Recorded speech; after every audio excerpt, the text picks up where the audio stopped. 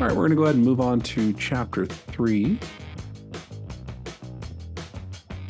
What kind of license should you get and how do you structure your business? I know we talked about this a little bit earlier on, but this chapter really kind of goes into it with a little bit more detail and also going to expound on some of the test questions that we have as well. So first of which being a new motor vehicle dealer. Now, you might be thinking, why are we talking about new motor vehicle dealers in a used class? Well, because it's become so popular with DMV, they're actually making us talk about what wasn't a concept even a couple years ago that we were really talking about in pre-licensing class.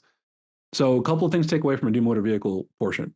You have to make sure that you're posting fees on a new motor vehicle within 20 days. That's important. That will be on your test. And new motor vehicles for most dealers, as far as that would be taking this class, is going to be some of your oddball stuff, some things that aren't very traditional to when you think about a car dealership. So things like manufactured for a motorcycle, trailer, RV, semi-truck. I've seen an electric motorbike before that I helped get a license with. So just there's a bunch of different concepts, and as the industry kind of evolves, there's important things to kind of keep in mind. So a used vehicle dealer would be a retail dealer, as far as what we've been referring to as far as class is concerned. Important thing to remember about a retail dealer is that you have 30 days to post the fees once that transaction is finalized, and then you have 50 days to clear a vehicle transaction. So both money and the paperwork is to the DMV ready to be processed. Important thing to also keep in mind as a retail dealer, you can also be a wholesale as well. You can also do wholesale transactions for yourself, and you can also be an auto broker. You can get that auto broker endorsement with a retail license. So retail pretty much unlocks all of the necessary keys that are going to be going on as far as the dealership world is concerned. Wholesale is just like it sounds. You are exclusively selling dealer to dealer only. You cannot retail in any way, shape, or form. The only way that you make money as a wholesaler is if you're selling to other licensed dealers or if you're selling at the auction. And then the auto broker endorsement, you can now only get it with a retail license. Beforehand, you used to be able to get it with a wholesale license, but because of abuse, we'll call it, in our industry, now it's only specific to a retail license. So it's important to understand what kind of license you're going to get in order to move forward with that process. Important to know that about your location. Garrett, I have a question. Sure, please. What would be the purpose of getting the auto broker license if you have to have a retail license anyway? That's a really good question. It's actually a really popular thing, and I think it's become trendy because of YouTube and a couple other things online. Become an auto broker, make $1 million. It's really not how it works. I mean, it's you can broker deals for the general public with other licensed dealerships. So to answer your question, if you're a retail dealer, yeah, you probably want to take that on yourself. But if you don't have that inventory and your customer needs it right away, or more popular is you're brokering for a new car dealership. Somebody's looking for a brand new Nissan and they don't want to get beat up by a salesperson by going over to the local Nissan store. Well, hire a broker. I'm going to negotiate it for you. I'm going to make sure everything's already prearranged when you get to the dealership. So that way, all you have to do is kind of like those Volkswagen commercials, sign, then drive kind of thing. That's what the concept of having an auto broker relationship that you're going to save money in the long run.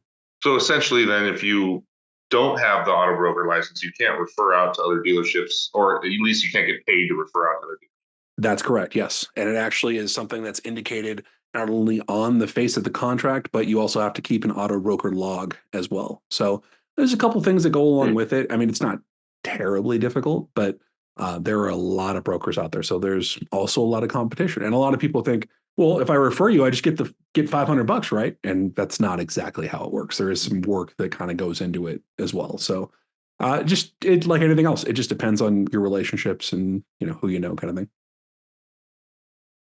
Does that answer your question? Yeah. Cool. Perfect. So to go into again that licensed dealer element, the location is crucial. We talked about zoning being an absolute necessity for what you're dealing with on a regular basis. You want to make sure that it's already zoned for retail auto. The business licensing portion is the business license portion, rather, is also very important because you're going to deal with zoning requirements already. So you don't want to go there, pay for your business license, and come to find out that this was already something that just frankly wasn't necessary. So really important that we're doing our homework.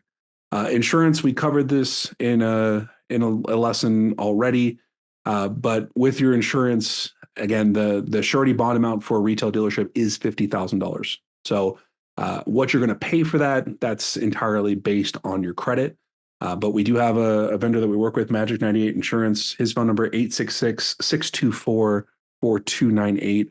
Ask for Mike Gonzalez and let him know that California Dealer Academy sent you over. You're going to do that background check like we talked about earlier in class. Your pre-licensing courses, of course, what you're doing right now, and then your application. There are going to be various elements of the application as we go through this that you're going to have to finalize as well. And you're also going to have to submit some pictures that we'll talk about a little bit later on, where certain aspects of the dealership, the DMV really wants to see what your dealership looks like virtually. And rather than recording a video and sending it in, they make you take an abundance of pictures and let them kind of piece it together as you submit it to them. It's going to be various PDFs that you're going to send over as far as your pictures are concerned, but we'll talk about what that looks like a little bit later on. Now, to kind of expound on what we were talking about with the auto broker endorsement portion, the important thing to remember for your test is that auto brokers are still considered to be dealers. That's one of the big things they talk about on the test. And with the broker relationship, it is something that you have to keep track of. You need to make sure that your customer is aware that they are entering into a brokering arrangement, and also rules about deposits. There is no such thing as a non-refundable deposit. You have to make sure if your customer isn't going to do business with you, you have to give the money back. I know it seems like a very basic concept, but dealerships find ways to get themselves in trouble. So you want to make sure that you're taking the time and following that to the letter of the law. And then wholesale license. Now, wholesale license, a lot of people think that this is just an easy way to circumnavigate so that way they can sell cars to the public. Couldn't be further from the case. With a wholesale license, it is specifically one that you can operate out of your home, like we talked about, as long as you have that direct entry point from the outside, and you make sure that you have it set up where a desk, a locking filing cabinet, all the necessary paperwork, the seller's permit, the business license, if your city is requiring that business license, and then you're able to buy from whomever you'd like. It just limits who you can sell to. So you can't sell to the general public. It has to be through or to another licensed dealer or through the auction. You can't even sell it to a dealer or give it to a dealer and let them do the paperwork for you. If you're a wholesale dealer, you can get yourself in trouble aiding and abetting a licensed car dealer, and not a fun time if you get caught with that. So you want to make sure that you're doing everything you can to circumnavigate that and really what that looks like. Now, as far as business structures, Chris, well, have you guys thought about how you're going to be structuring your business? Not really. I need to start thinking about it more deeply, but Well, and again, this next portion, it's not any kind of legal advice or financial advice. It's purely my professional opinion. And I'm going to give you kind of some ideas of things to think about when you navigate down that realm. Business entities are important for multiple reasons. One, a lot of people think that just starting off as a sole proprietorship, it's going to be easier, it'll be fine, and then they'll incorporate after the fact. Because, yeah, you're right. Incorporating is going to cost you some money. It is things you've got to think about because tax returns, accountants, none of it's cheap. But with a sole proprietorship, the problem with that, it dies with you. You can't sell a sole proprietorship. And in the event that you are sued, you're putting all of your personal assets up and potentially opening and exposing yourself to liability. So it's something that, although it sounds fun in the beginning, that I've had clients that have started off as sole proprietorships, decided to incorporate after the fact. They have to go out of business and do this process all over again, even the class. And the jokes don't change, and neither does the material, but you do have to sit here for another 6 hours. So important thing to definitely keep in mind when you're looking at that as far as the sole proprietorship or partnership when you have more than one person coming together. And even the portion like we were talking about with the corporation, we've exhausted that topic really more than anything, but whether it's a corporation or an LLC, one of the biggest things I would recommend is getting legal advice. Although there are companies out there that will do these formations for you, nothing beats a good attorney. So I'm going to recommend a law office that I work with, not only with clients, but also I'm a client of as well. It's the law offices of Gale and Valance. They're out in Orange, California. Andrew Gale is the attorney of record. Let him know that Garrett from California Dealer Academy sent you over and that you're a student. And their office number is 714-634-1414. Because, I mean, it can get complicated. Maybe not with initial inception, but as things grow, as things evolve, I can tell you with even my personal corporation, I've had a corporation for 15 years.